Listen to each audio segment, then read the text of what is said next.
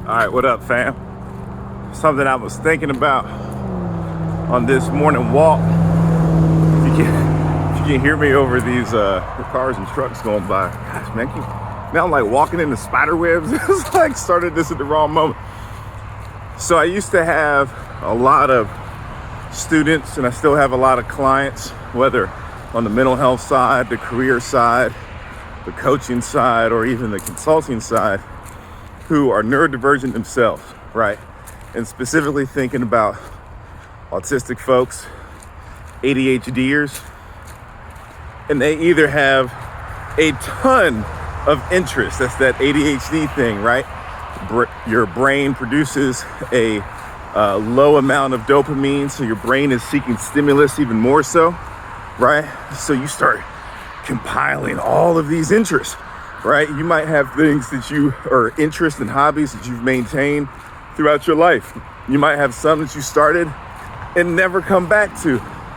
You might have some that you started and you come back to periodically, or you might later, right? And then for some autistic folks, now you can be both. You can be autistic and ADHD, and maybe leaning to one side a little heavier than the other, but also autism and ADHD are a lot more closely related than people realize sometimes. There's even been some researchers who have discussed putting ADHD into the autism spectrum in the next version of the DSM. We're currently on the DSM-5, the Diagnostic Statistical Manual for mental health disorders, right?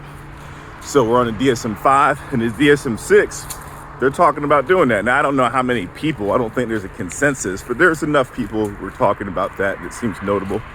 Anyway, and so autistic folks might have singular interests, right? For a certain point in time, monotopic interest, right?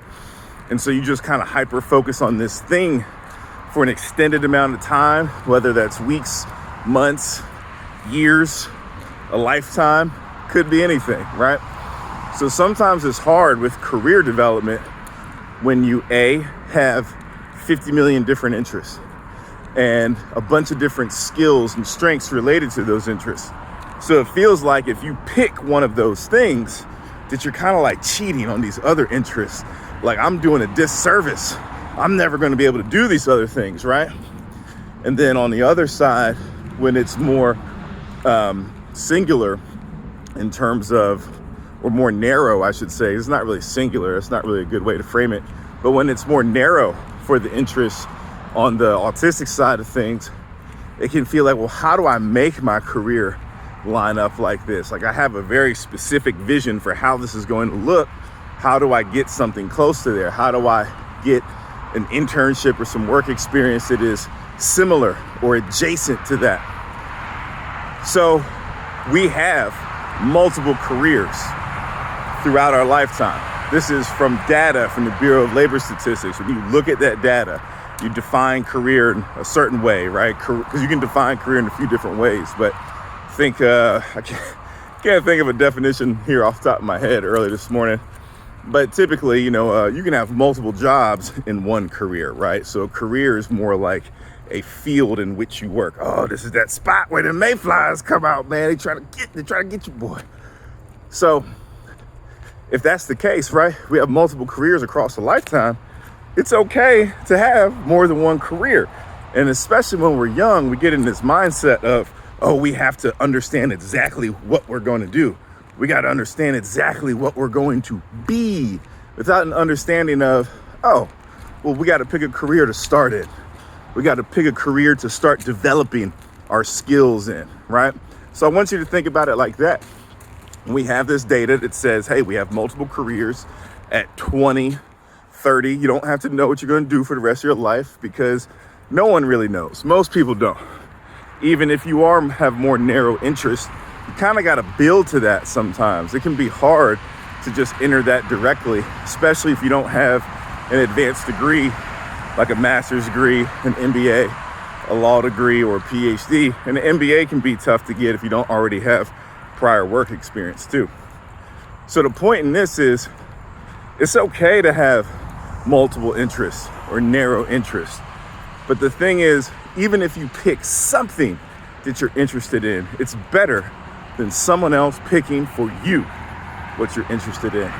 This world keeps spinning and spinning and spinning. The dollar, all the money, it keeps moving and pumping and circulating, right? And that's what a capitalistic society does, for better and for worse. I would say more so for worse, but it's not all bad.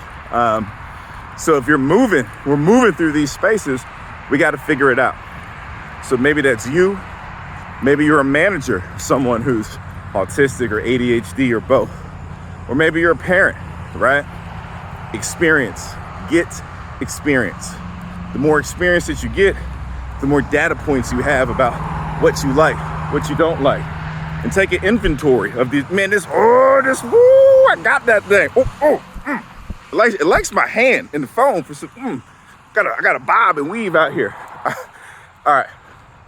So think about that, right? Take an inventory, use an Excel spreadsheet, maybe a Google Sheets. Start categorizing that. You'll have a better understanding of strengths, interests, and what you want to do and the experience you want to get. All right, y'all. I'm going to keep walking.